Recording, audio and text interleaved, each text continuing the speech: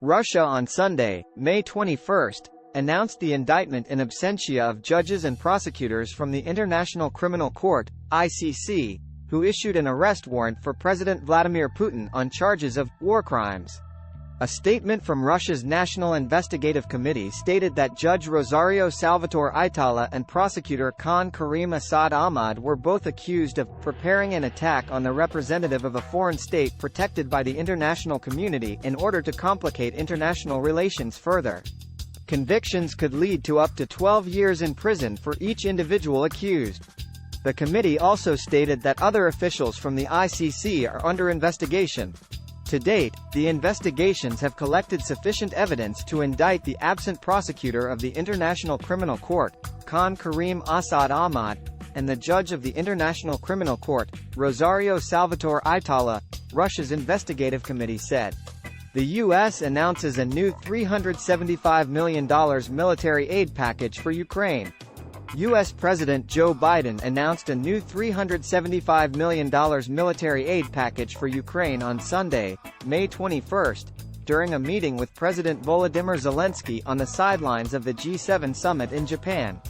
During the meeting, Biden stated that the military aid package includes ammunition, artillery, armored vehicles, and training.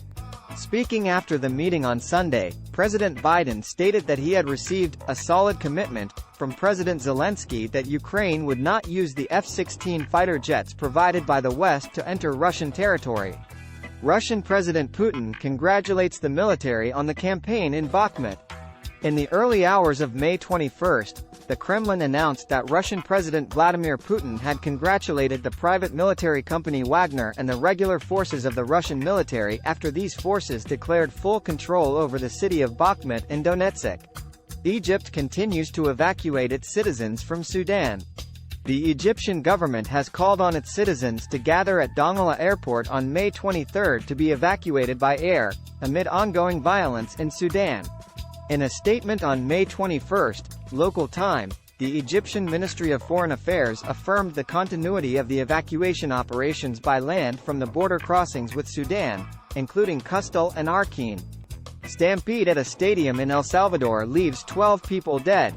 At least 12 people were killed and dozens injured in a stampede at the Estadio Cuscatlán Stadium in the capital city of San Salvador on May 20. The tragedy occurred during a match between Alianza and Deportivo FAS. A witness reported that the stampede occurred due to an overwhelming number of spectators rushing through the gates, causing some people to get trapped under the tunnels, some to suffocate, while others tried to climb the stands and run onto the field. The U.S. to host trilateral summit with Japan and South Korea.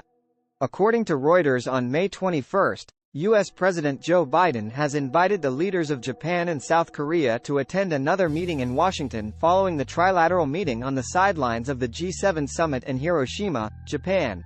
The White House statement highlighted, U.S., Japan, and South Korea leaders discussed ways to elevate trilateral cooperation to a new level, including new coordination in facing nuclear and missile threats from North Korea. A 6.8 magnitude earthquake shakes the Prince Edward Island region.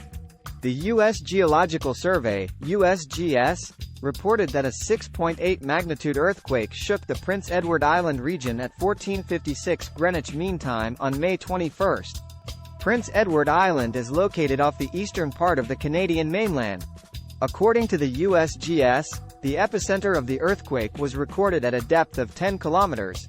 Initially occurring at coordinates 43.4362 degrees south latitude and 39.